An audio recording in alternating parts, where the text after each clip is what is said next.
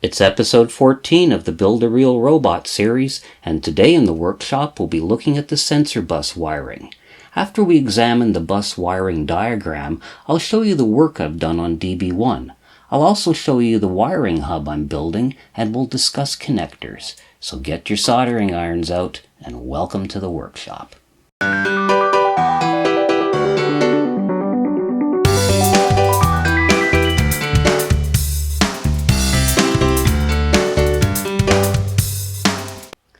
Well, hello and welcome to the workshop and to episode number 14 of the Build a Real Robot series. And today we're going to look at the sensor bus wiring. Now, last time we got together, you may recall that we talked about the I2C wiring, which is a big part of the sensor bus wiring. And we decided that we were going to use some buffering chips in order to reduce the chance of picking up electrical interference on the longer wires that we're going to have to run to mount sensors on different areas of the robot. So today we're going to look at the actual wiring. I've done some of the wiring already, and there's going to be another board on DB1. Down over here, this is one that I'm still not wired up. I've just sort of laid the components out on it, but this is kind of a hub for all of that wiring. So I'm going to explain that. I'm going to show you a diagram of how I'm going to wire this up. Now, last week I showed you some 6-pin aviation connectors I was going to use for the wiring, as well as some 6-conductor shielded cable. I'll explain how I'm using that. We'll also be talking about a couple of other things. Connectors is another thing I want to talk about today. And also the Raspberry Pi that I've got on the back over here is going to get a bit of an upgrade. So there's quite a bit to cover today. Now, as you recall, last week I decided I was going to use these buffering chips to run wires around the robot, and I've decided to divide everything up into 4 different sections, essentially the back of the robot, the front of the robot, and 2 sections up on the tower. And so I'm basically branching everything out into those sections. So let's take a look right now at the wiring diagram for what we're going to be doing, and then I'll show you some of the actual wiring itself. So here's how I'm hooking everything up. We'll start with the Arduino Mega, the motor controller board, and a new board which I'm calling a distribution hub. There are also 4 distribution node boards as well, and these are located at different spots in the robot: the front, the rear, Tower 1, and Tower 2. Now, the I2C connections from the Mega are connected to the hub, so are some of the GPIO connections. The emergency stop from the motor controller is also connected to the hub. And then the hub is connected to the 4 distribution nodes using a 6-pin bus. Now let's take a closer look at the distribution hub and the distribution nodes. The hub is an I2C connection, which is the I2C bus from the Arduino Mega. It also takes 4 of the I/O pins from the Arduino Mega for GPIO. There are 4 emergency stop outputs to go to the motor controller, and there are 4 6-wire shielded bus connections. The distribution node has an I2C bus to the local devices. It also has 1 of the GPIO pins from the Arduino Mega, and 1 of the emergency stop inputs. And of course, its bus connection is also the 6-wire shielded bus. Now here's how I'm going to wire the 6-pin aviation connector. Pin 1 is the ground pin. Pin 2 is the buffered I2C data. We call this LDA. Pin 3 is the buffered I2C clock, known as LCL. Pin 4 is a reference voltage of 5 volts. Pin 5 is the GPIO pin, and pin 6 is the emergency stop. And that is the wiring I will be doing for the sensor bus.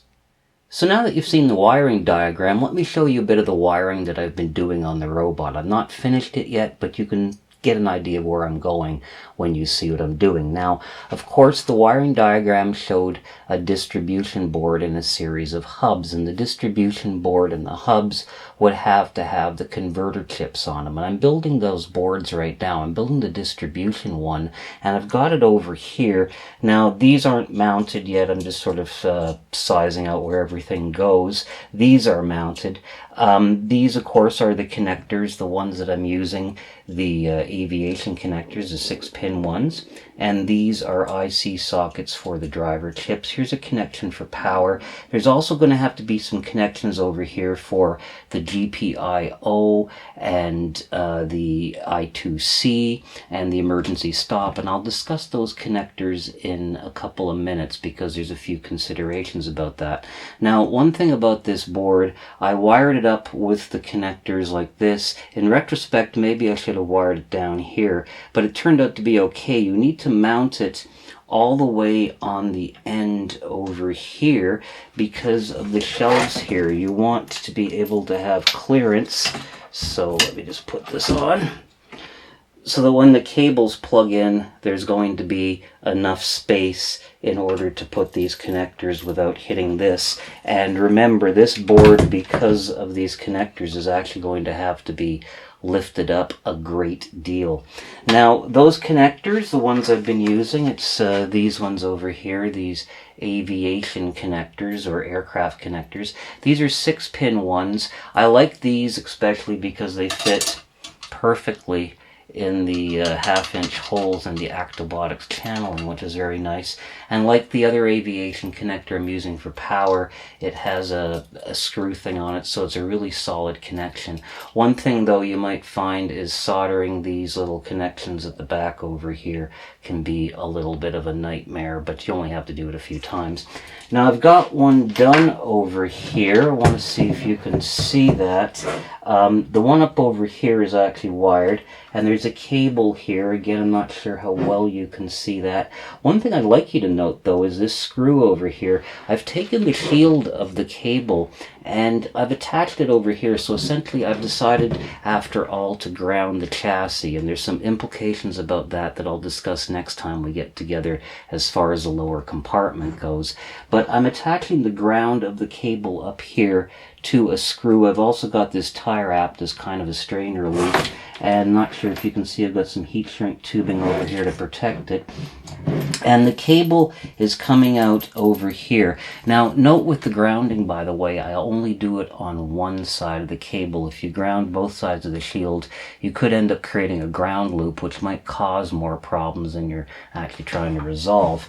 And so it comes out, as I said, through a grommet down over here, and I'll be passing this one, which isn't wired yet, also through that same grommet. Have two connections. I'm going to do some wiring front to back over here. You probably haven't noticed, but I've now got the front plexiglass plate on as well. So I'll be sending a cable down here, around there, and then the last one simply just goes to the back section over here, which will be a very short cable. So that's how I'm dividing up the 4 different sections that I showed you in the schematic diagram.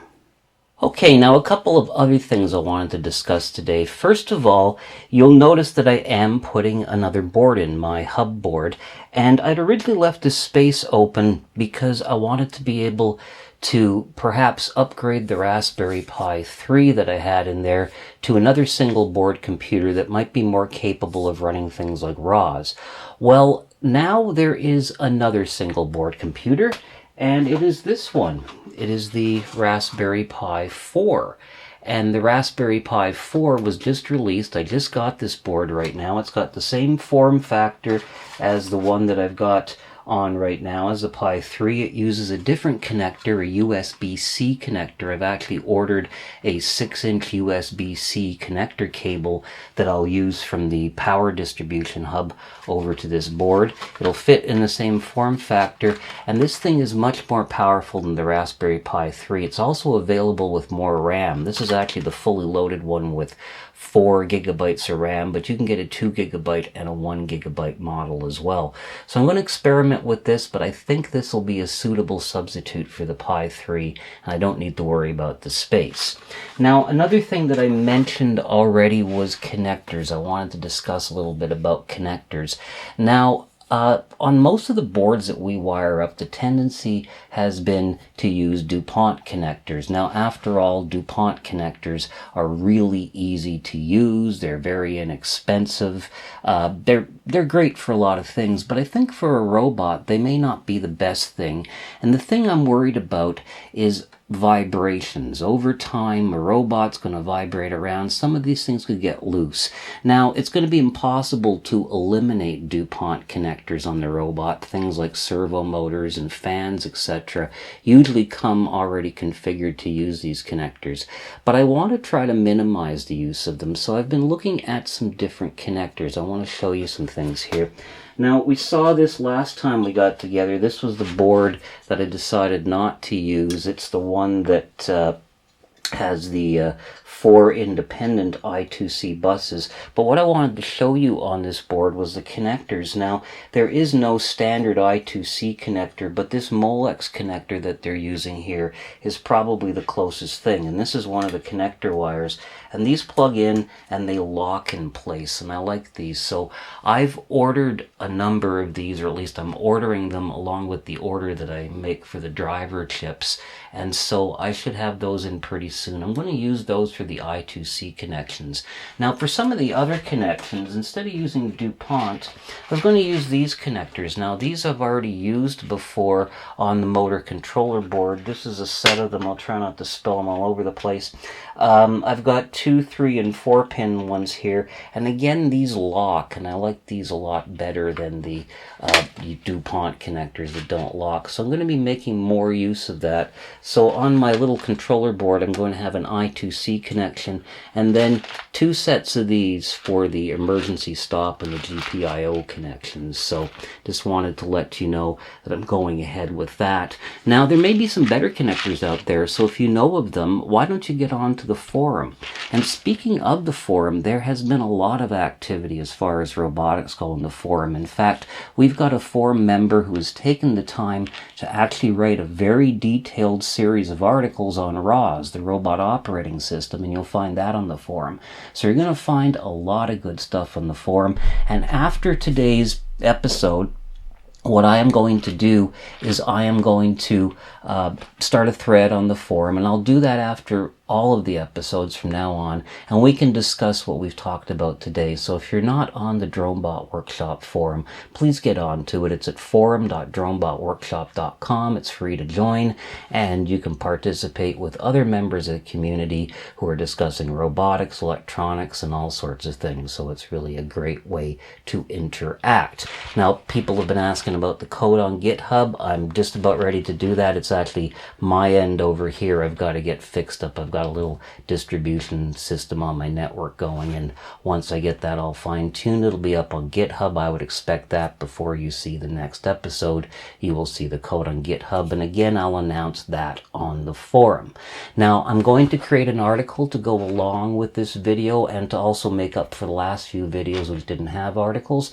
You'll find a link to that below the video. It's up on the DroneBotWorkshop.com website, and when you're on there, if you have not subscribed to the newsletter yet, please do so, because I'll still be giving out robot news on the newsletter as well as on the DroneBot Workshop forum. So a lot of different ways to interact about this project. So that does it for today. Until we get together next time, please take care of yourselves, and I do hope to see you again here very soon in the DroneBot Workshop. Goodbye for now.